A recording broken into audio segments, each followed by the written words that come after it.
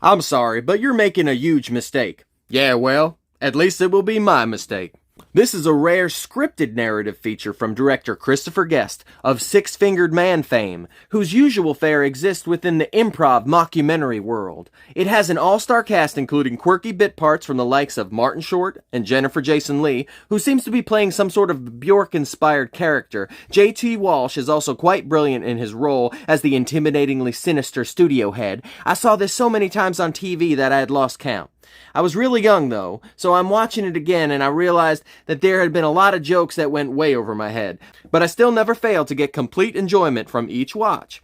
The Big Picture is a hilarious satire that deals with the business of Hollywood, fame, and the meaning of success. The musical score is infectious, although its 80s synth style gives it a dated, albeit goofball charm. There are various daydream sequences, a la Walter Mitty, that the lead character Nick, played by Kevin Bacon, slips into throughout the film. The daydreams are almost always relevant to the plot and help to move the narrative forward. This device was also prominent in the John Cusack vehicle One Crazy Summer from the same decade.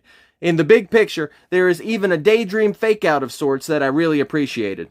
The film basically makes you think that you're seeing one of his daydreams, only to reveal that what he is seeing is actually happening right in front of him. The character of Nick is basically an asshole, and the film is another example of what I like to call the asshole's journey.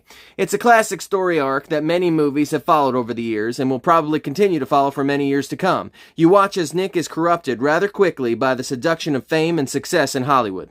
As the audience, we are forced to lay witness to his abhorrent behavior and questionable decisions. That is until the refreshingly twist-filled finale comes on like a cool glass of glorious lemonade on a sweltering Saturday.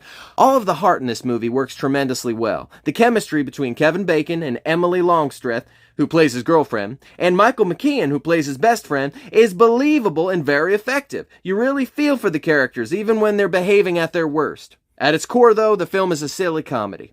But it's a silly comedy with something to say, and it's a silly comedy that makes you feel. I always say, if you're gonna go silly, do as the Farrelly brothers do, and be sure not to forget the heart.